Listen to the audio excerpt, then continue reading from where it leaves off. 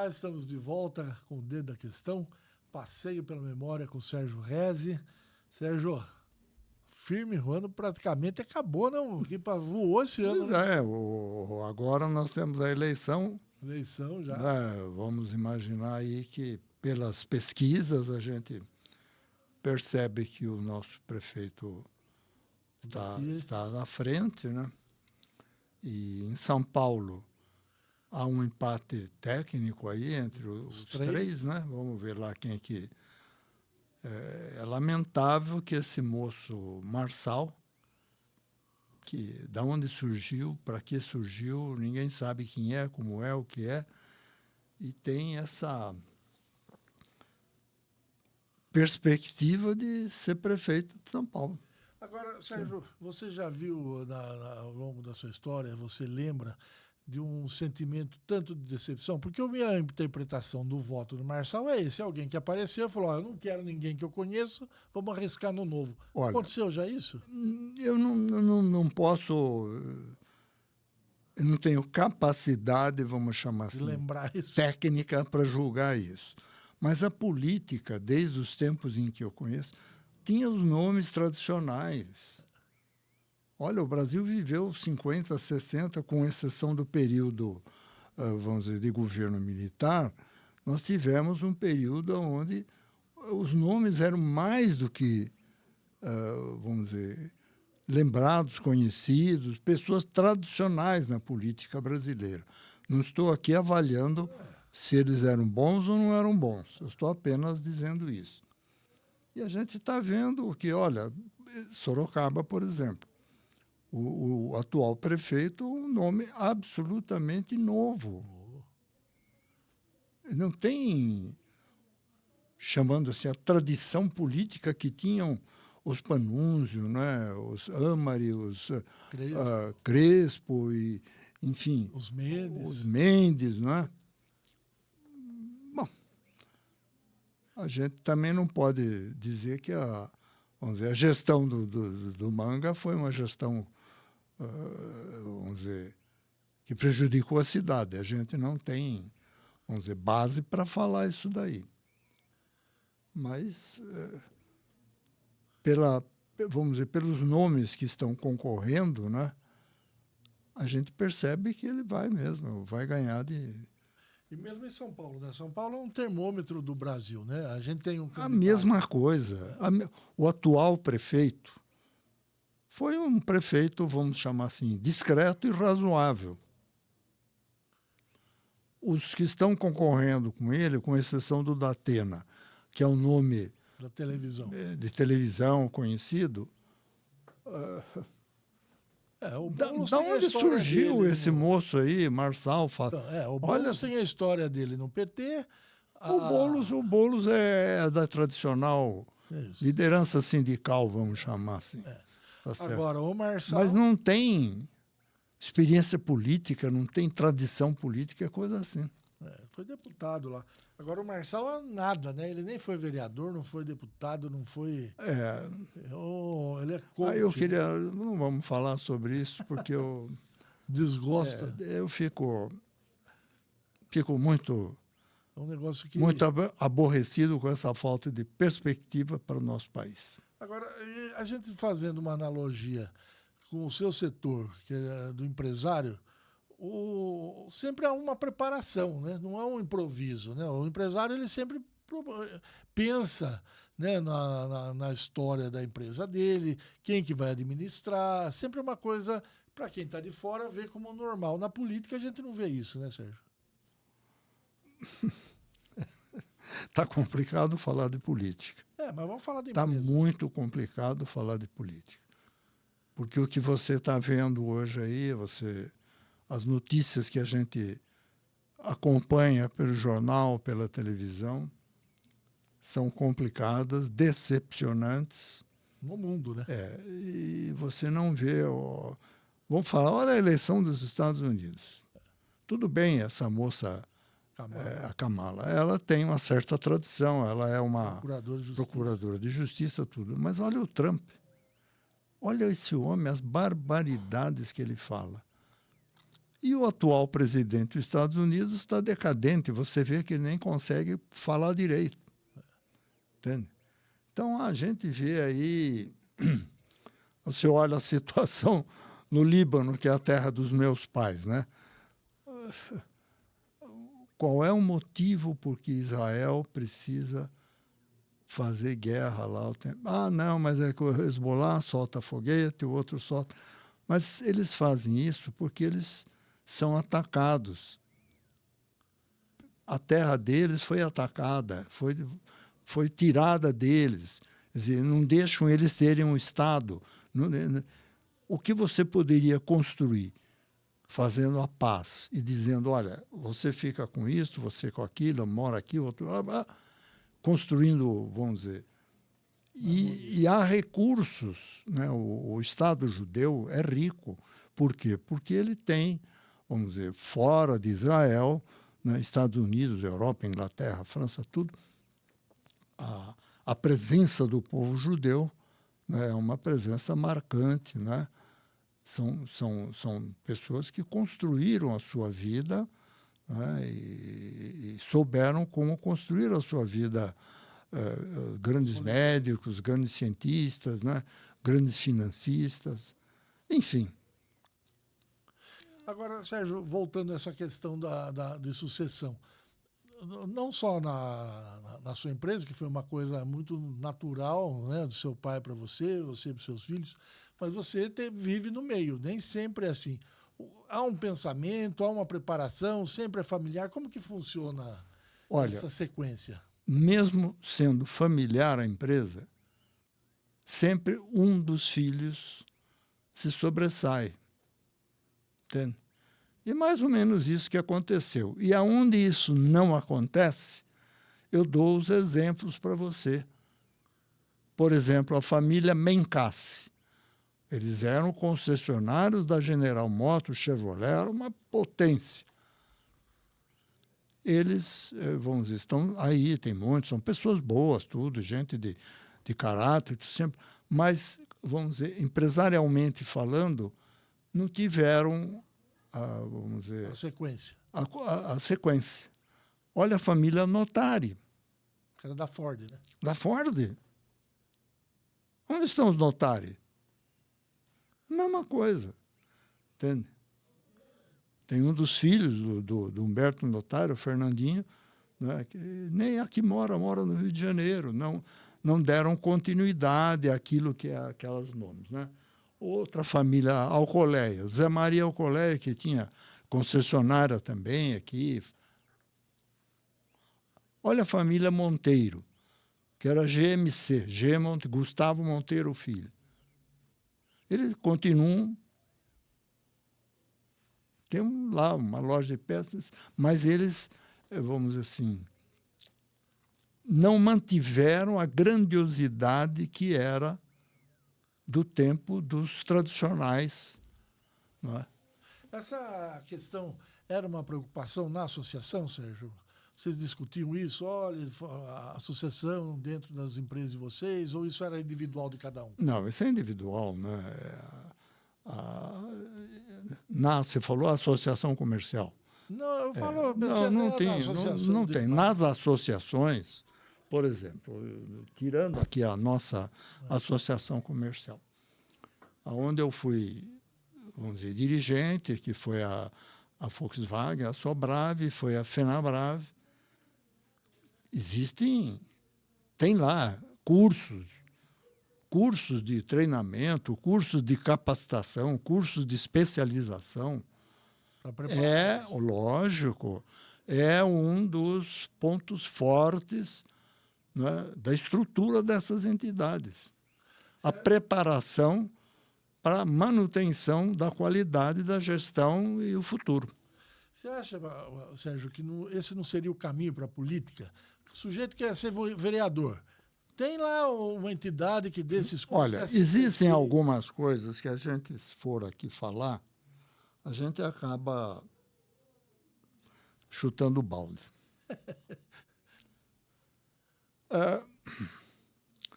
Eu acabei aqui de falar sobre alguns nomes daqui de Sorocaba, né, nomes que eram Panunzio, Amari, Crespo, Mendes. Crespo, Moreira, tal. E você vê que não houve uma, vamos dizer, sucessão. Eu não estou falando de filhos, de sobrinhos, de parentes, não. Uma sucessão. A política aqui no Brasil, ela tem alguma ou muita dificuldade em fazer com que os partidos políticos tenham uma estrutura que gere esta sucessão de lideranças. Aí você vê, surgiu agora o Manga. Tá bom, mas o Manga não veio de um partido político. Ele veio do trabalho dele, que ele foi vereador, né? Vamos dizer, mas não foi um partido político que tinha uma estrutura que, dentro dessa estrutura, escolheu o Manga. Isso é diferente dos Estados Unidos, né? Nos Estados Unidos a gente vê... Estados Unidos você vê... O partido que o partido... Ganhar no partido é mais difícil do que ganhar... Você vê, olha como foi essa disputa entre o Trump, né, e essa aqui, os republicanos e os democratas. Eu não quero aqui avaliar quem é bom e quem não é bom. Eu quero dizer que a estrutura partidária... Né, olha a estrutura partidária no Brasil... Eu me lembro que nós tínhamos, no tempo em que eu comecei a votar, eu votei pela primeira vez em 1954, com 18 anos. Os partidos que disputavam a hegemonia política no país, você tinha a União Democrática Nacional, UDN, o PSD, Partido Social Democrata, Partido Trabalhista Brasileiro, você tinha o Partido Comunista também. Um tempo ele ficou sem poder, clandestino, mas depois sim. A pergunta que eu faço, onde estão esses partidos hoje? Né? Olha a quantidade de siglas novas que tem por aí. Isso significa, essa variedade significa alguma dificuldade para você estabelecer lideranças políticas, opiniões, entende? E você não segue um grito de um lá, você segue uma tradição política de um determinado partido. Essa realidade a gente não tem. Bom, a consequência disso, né, você pega alguém incapaz, né? Aquilo que vai bem destrói, aquilo que podia ir melhor para... A democracia pressupõe que, uma vez eleito, a pessoa que foi eleita para um cargo, né, prefeito ou deputado, vereador? Não, prefeito ou governador ou presidente da República, ele tem uma série de regras que ele tem que cumprir para terminar o mandato dele, né? Que, se ele não cumprir, ele pode ser, vamos dizer, impedido. Aqui nós já tivemos os impedimentos aí que são de conhecimento. Mas o próprio impedimento também não é uma coisa que significa que impediram. Por quê? Porque o povo escolheu mal. Entende?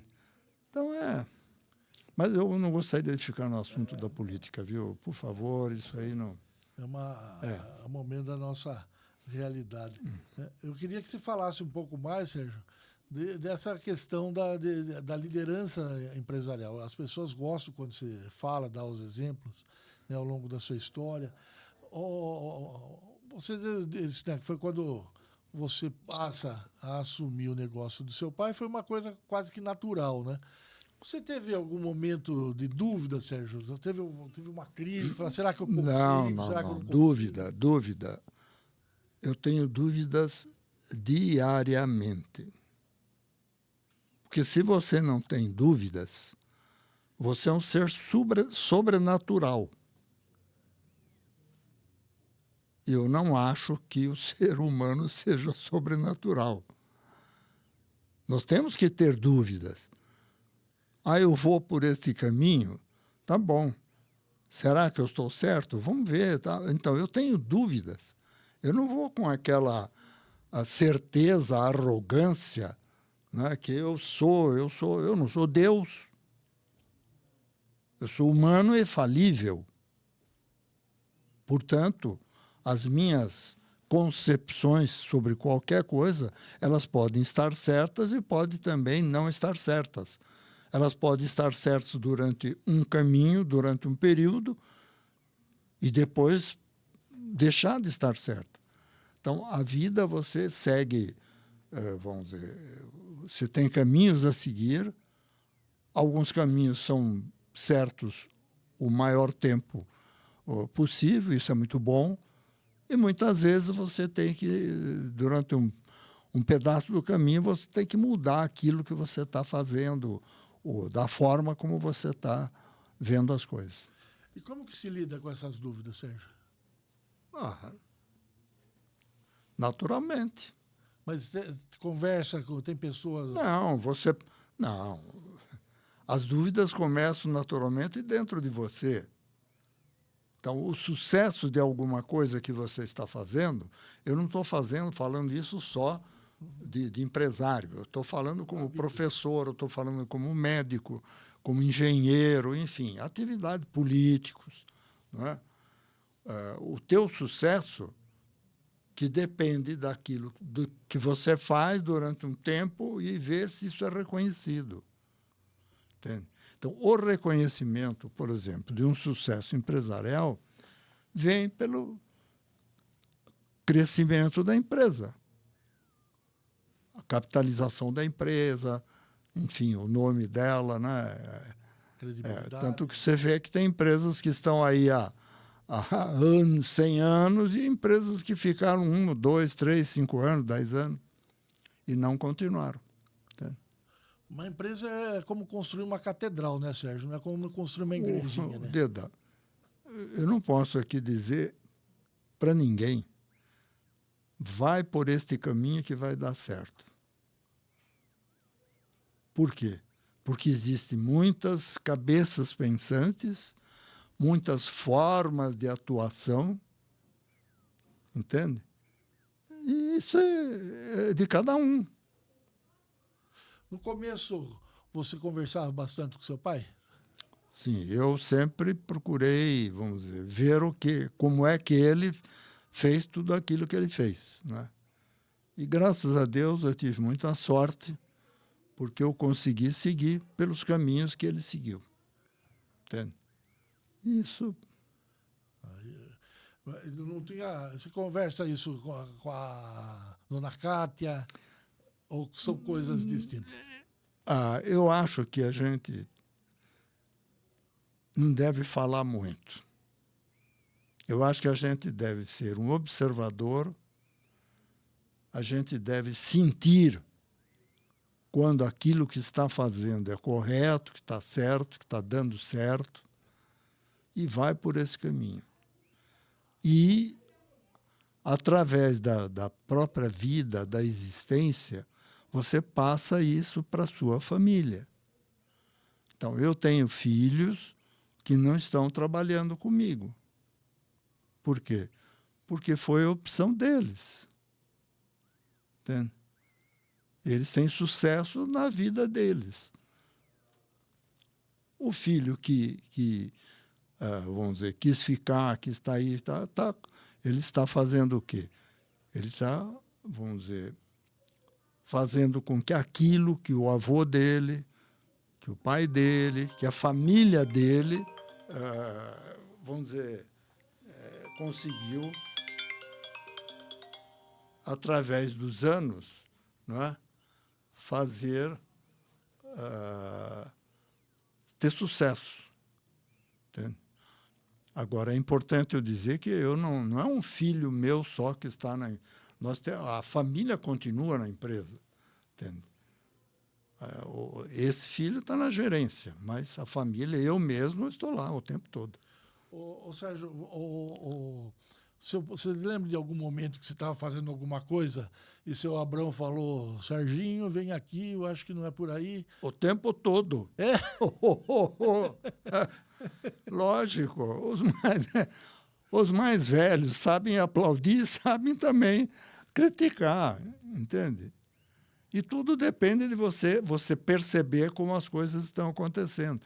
Às vezes, o sucesso ele está indo, mas existem pequenas partes desse sucesso que poderiam ser, vamos dizer, melhorados. Então, você procura conversar sobre isso. Eu queria dizer para você, aqui para os nossos ouvintes, que a nossa empresa, o nosso grupo Abramo Reze, ele não é só de um dos filhos.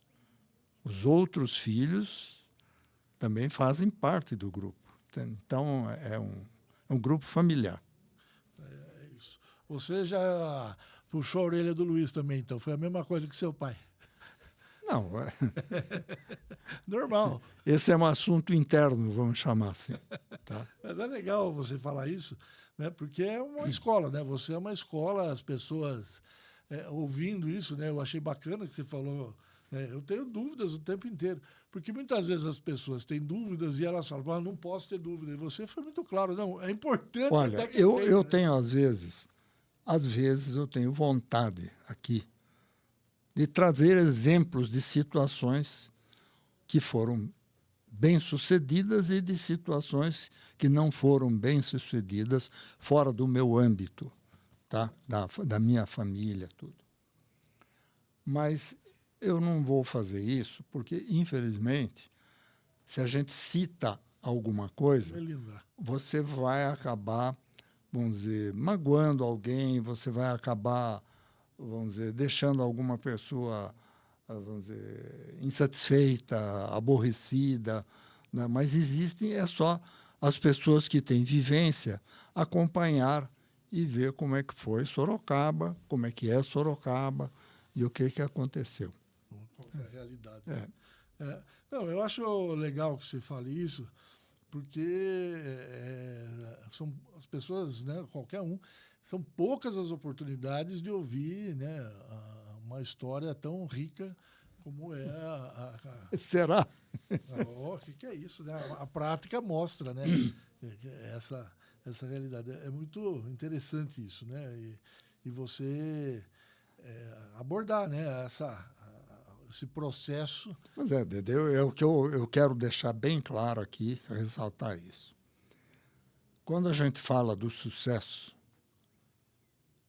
infelizmente, o insucesso também, você fala do sucesso, sempre aparece meio por baixo assim o insucesso. Eu acho que isso, vamos dizer,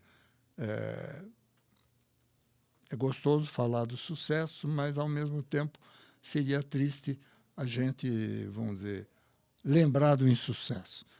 Por isso que eu prefiro parar por aqui, quer dizer, o que eu já podia falar aqui sobre essas coisas, já falei, e acho que eu não gostaria de ficar olhando quem foi bem-sucedido ou quem foi mal-sucedido aqui na nossa Sorocaba. Tem muita gente muito bem-sucedida. A ideia é justamente que quem está empreendendo, né, entenda, né, a visão, né, com que se consegue, né, manter a frente, né, a sequência. Né, isso é uma grande realidade.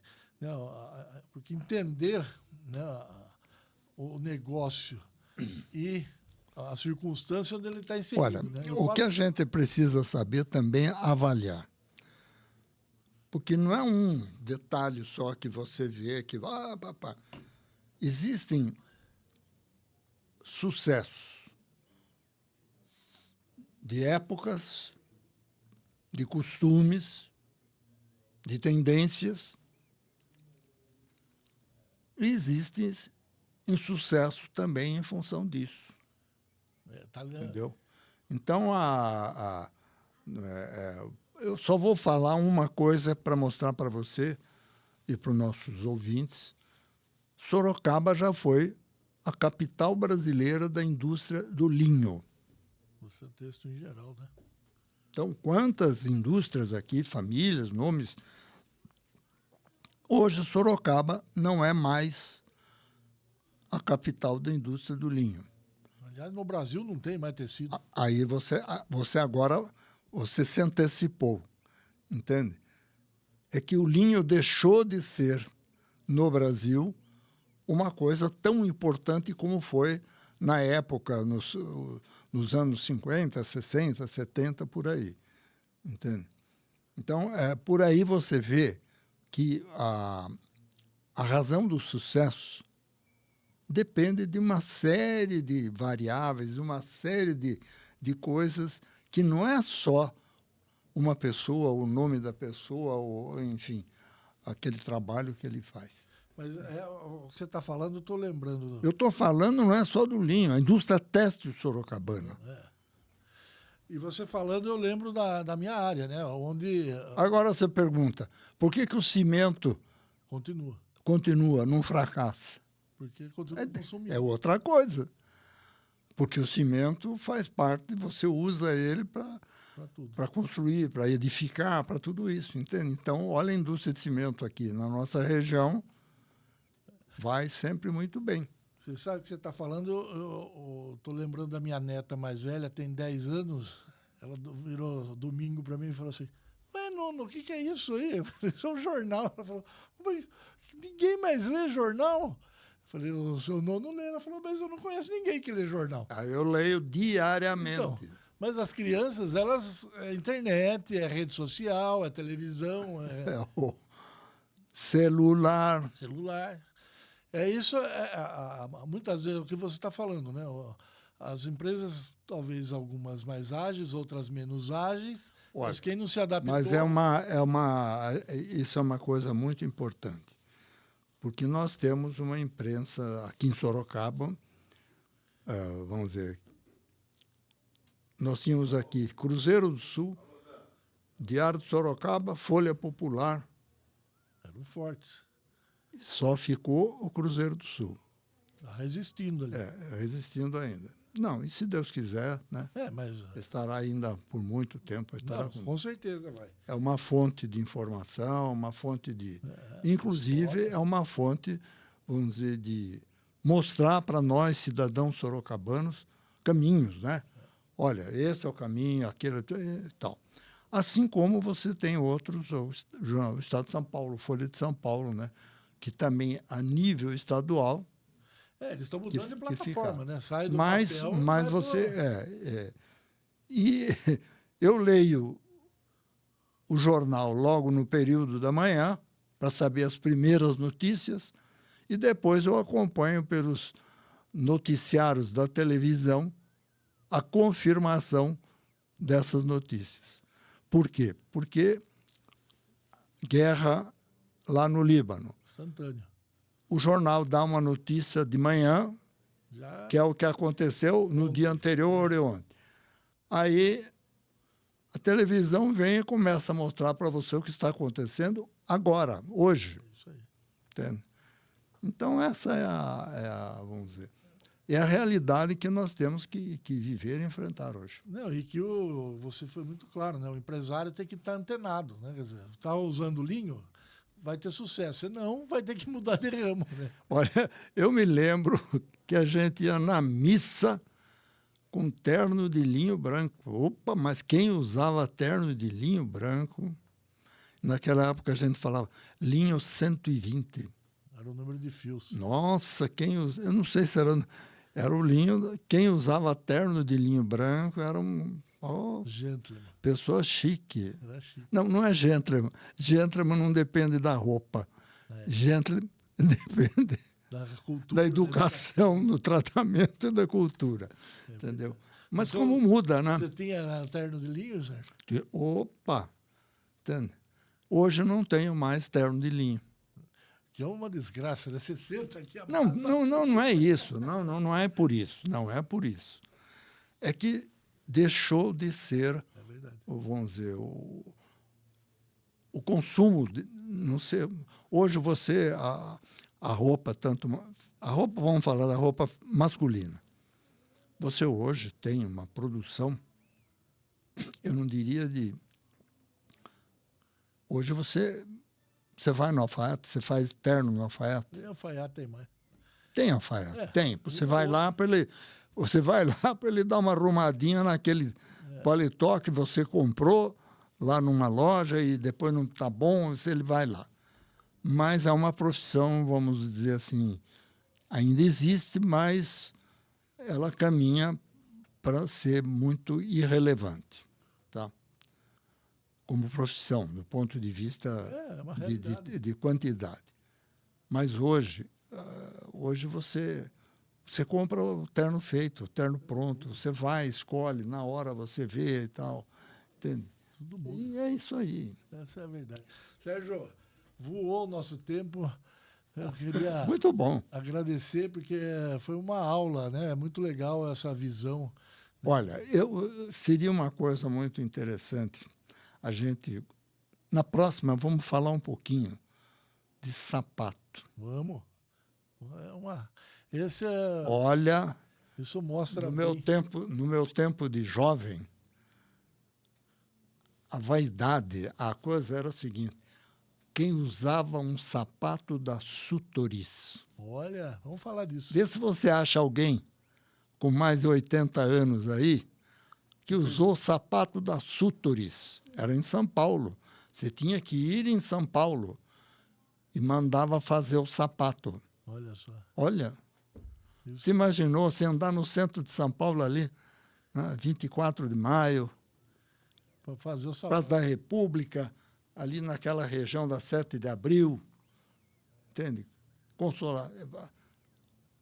Você ia lá, na Moca tinham sapateiros. Olha a profissão de sapateiro. Hoje é outra profissão que não tem mais. Como de açougueiro, que era do meu pai, não tem. Agora, pergunta para alguém que tem mais de 80 anos se ele usou sapatos Sutoris. Sutoris. Muito bom.